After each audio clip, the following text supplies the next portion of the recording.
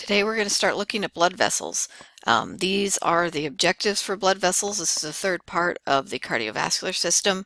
What I'm going to do in this one is I'm going to give you characteristics of the different types of blood vessels. All right, so blood flow order. So we've talked about the heart. We've talked about the blood. So the heart's going to pump out blood.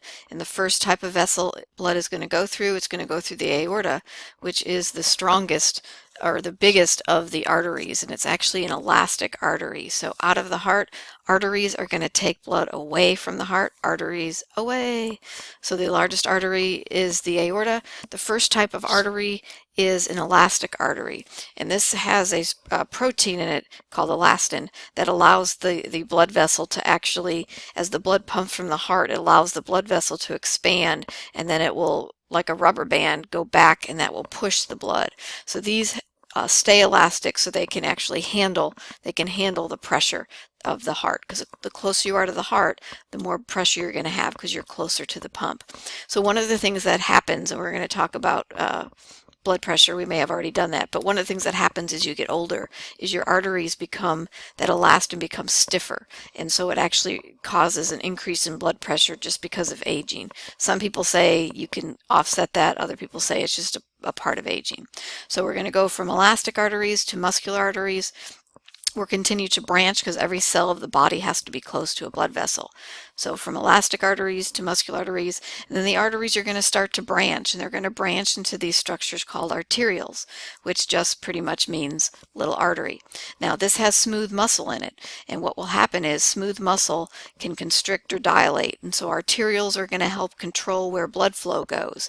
You've only got so much blood, and so right now as you're sitting here, not doing anything other than watching the video, blood flow is going to your digestive system. So your arterioles are dilated, going to your stomach, going to your intestines. In your muscles, since you're not using them, the arterioles are constricted, so not as much blood flow is going there. Now, if you got up and started jogging, what would happen is the arterioles in your muscles, because they need more blood, will dilate and more blood flow can go there. So that's how your body, and we'll talk about this later, controls blood flow. So we go from arteries, we branch even more into arterioles, and then from arterioles we branch into vessels called capillaries. So here you see the arterial end of the capillary, and then you'll notice when you get over here that it goes from oxygenated to deoxygenated. So what's going to happen is every cell of your body must be close to a capillary. It's very thin, and like we talked about, in thin vessels diffusion can take place. So what's going to diffuse is oxygen's going to diffuse from the blood into the cells, and then from the cells CO2 is going to diffuse from the cells into the capillaries, and then that makes the blood deoxygenated. And we'll get into that process more with respiration. So again, we go from oxygenated to deoxygenated blood.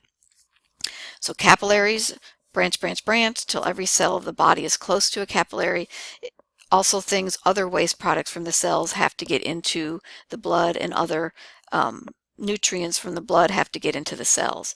So now we have to get this blood back to the heart. The heart provided the pressure to get blood through the arteries, arterioles, and capillaries, but there's not little hearts at the end of your feet or end of your hands that are going to pump to get the blood back.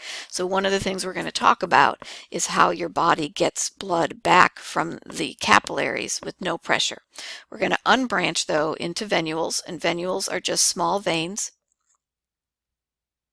Okay, venules are just small veins, and then they're going to continue to unbranch into large veins, which are then going to bring the blood back to the heart, with the two biggest veins being the superior and inferior vena cava.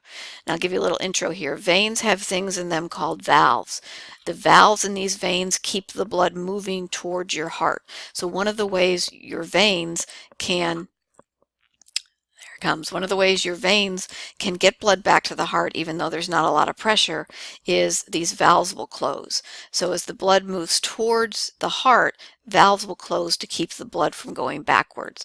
We'll talk about other things like muscles that help push the blood, but that's one of the ways veins can overcome the fact that there isn't pressure or a heart to press to get the blood back to the heart.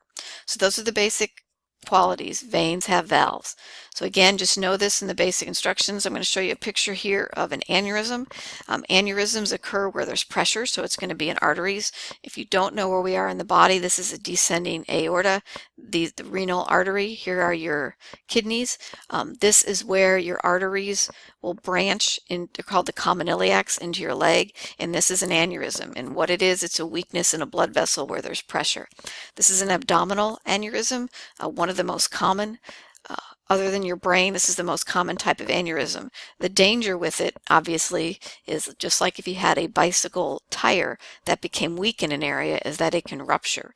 And if that happens to an abdominal aneurysm, every time your heart beats, blood is going to go into your cavities, into your abdominal cavity, and you can actually die from that because your heart runs out of blood. Because there's nothing else to pump because it's in your abdominal cavity. So if it runs in your family, you may get checked for it. They can do an ultrasound to check for it. Certain pain indicators in certain areas of the abdominal area can signify that there might be a problem. You guys are probably too young, so you don't need to worry about it. But that's what an aneurysm is. And again, they can also occur in the brain. They say 10 to 11% of people are born with aneurysms in their brain and don't know it. And unfortunately, what happens to some people is they don't have any sign that something's wrong and one just ruptures. And they can actually bleed into their brain, and that can actually kill them. So if it runs in families, sometimes they'll test for it. Sometimes people get lucky and they have severe headaches, and severe enough that they go to the hospital and they will check for them. So that's the basics of blood vessels, characteristics of each of them.